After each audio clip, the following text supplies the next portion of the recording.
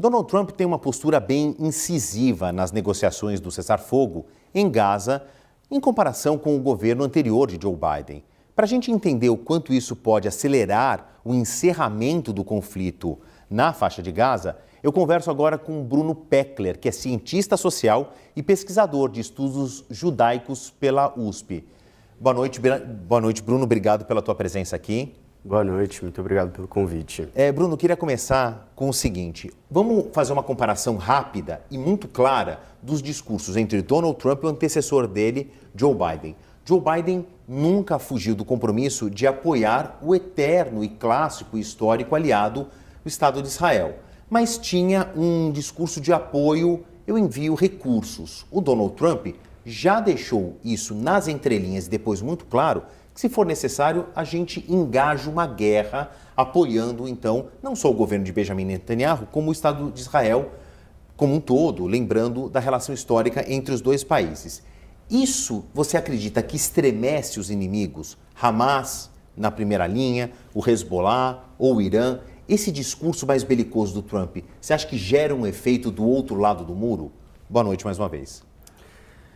Bom, pensando na composição do parlamento israelense, do governo israelense que atua ali hoje, não é de se surpreender que essa relação esteja mais estreita nesse momento, já que esse governo israelense é formado principalmente de uma direita, de uma extrema-direita, que tem um discurso de expansão territorial também.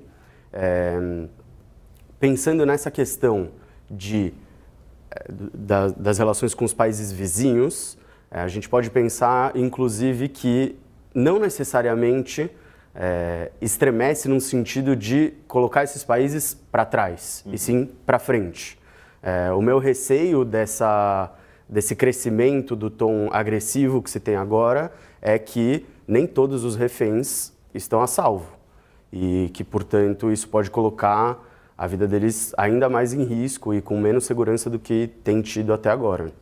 Bruno, eu vou pedir aqui a ajuda de um mapa que a gente tem aqui para que todo mundo entenda não só a região, mas do que nós estamos falando quando o Donald Trump fez uma sugestão que surpreendeu até o primeiro-ministro de Israel, Benjamin Netanyahu, num evento em que Netanyahu viajou à Casa Branca. Eu lembro que o chefe do Estado de Israel, o chefe de governo do Estado de Israel, foi o primeiro líder que o Donald Trump recebeu oficialmente na Casa Branca depois que tomou posse como presidente dos Estados Unidos. E o Trump surpreendeu todo mundo, inclusive o Netanyahu, dizendo que haveria um deslocamento de 2.400.000 habitantes aqui na faixa de Gaza, que é uma das zonas mais de maior concentração de pessoas em todo o mundo, é uma das maiores densidades demográficas de todo o mundo, e que seria possível atravessar essas pessoas ou para o Egito ou principalmente para cá, para a Jordânia. Agora, o Bruno, eu fiz questão que ele fizesse parte do programa hoje, porque o Bruno, além de ser um estudioso da região, ele conhece Israel. Parte da formação acadêmica dele foi feita em Israel. Bruno, o quanto é factível atravessar 2 milhões de pessoas, 2.400.000, por Israel para chegar na Jordânia? Tem o Rio Jordão aqui no meio e o Egito também diz que não está preparado para receber um enorme contingente de pessoas, sendo que esta parte fronteiriça entre a faixa de Gaza e o Egito é muito desértica, não tem uma estrutura física aqui para receber essas pessoas. E o número fica mais importante se a gente olhar o seguinte: população de Gaza passa dos 2 milhões de pessoas. O Egito já tem quase 1 milhão de refugiados, 823 mil. A Jordânia, que tem 11 milhões de habitantes, tem 730 mil refugiados. Seria uma mudança muito drástica da própria densidade demográfica desse país. Falei aqui para retornar a pergunta para o Bruno. Quanto é factível tirar 2 milhões de pessoas da faixa de Gaza? Bom, sem dúvida, dentre todas essas questões, crises humanitárias que a gente tem no nosso planeta, a questão dos refugiados é uma das que mais mexe com a organização política do planeta. Pensando nessa população especificamente de Gaza, é importante lembrar que até 48, uma boa parte dessa população que hoje está aqui era espalhada por todo o território de onde é hoje o Estado de Israel, e que também, já naquela época, foi deslocada de suas casas. Perfeito. Então, com a Guerra de 48, a declaração do Estado de Israel, você já tem expulsões ou mesmo saídas orientadas, de alguma maneira, pela liderança árabe.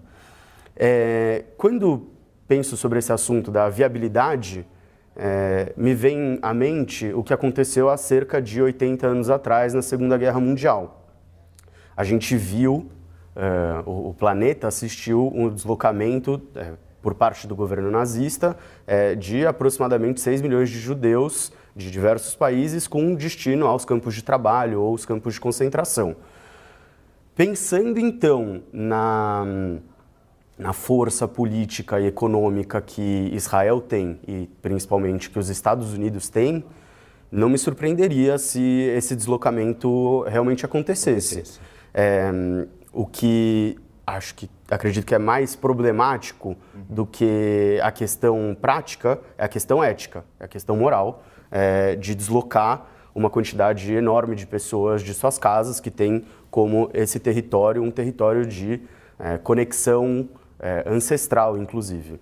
Agora, Bruno, antes da gente partir para uma coisa, fazer uma pergunta pessoal, porque você conhece a região, a gente falando de um impacto humanitário, porque nós estamos falando de Gaza, 90% da população, desses mais de 2 milhões de pessoas, são deslocados internos, né? Eles tiveram que sair de Gaza, depois ir mais para o sul, depois voltar para o centro. O Egito está em uma posição 105 de 193 países numa lista de IDH, Índice de Desenvolvimento Humano. Ou seja, o Egito está longe de ser país rico e está longe de ser um país sem miséria.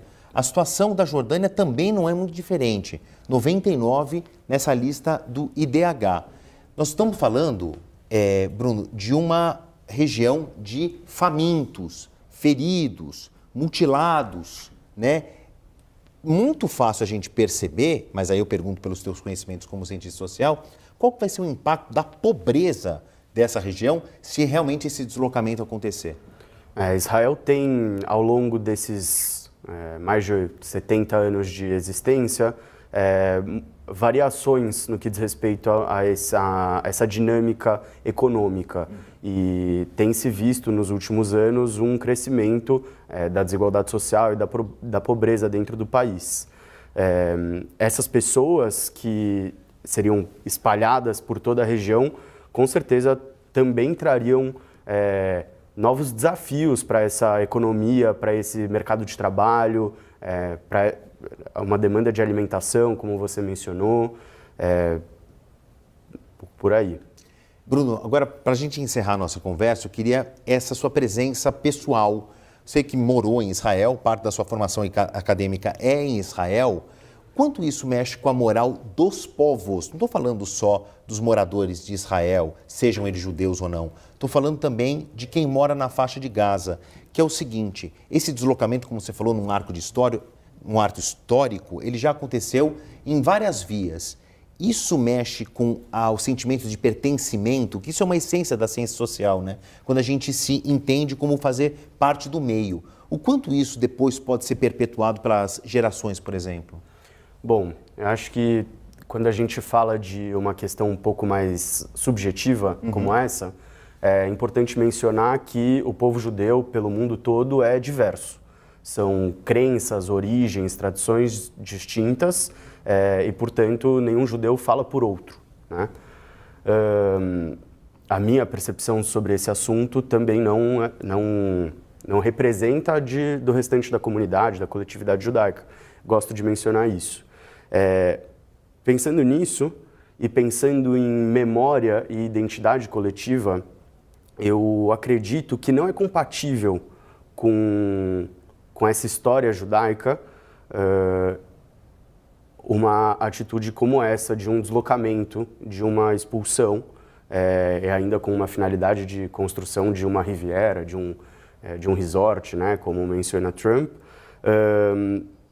causar um problema dessa magnitude para um povo que já vem em sofrimento, na minha percepção, não é compatível com a tradição judaica e com a história dos judeus no mundo. Queria agradecer mais uma vez a presença do Bruno Pechler, que é cientista social, pesquisador de estudos judaicos pela USP.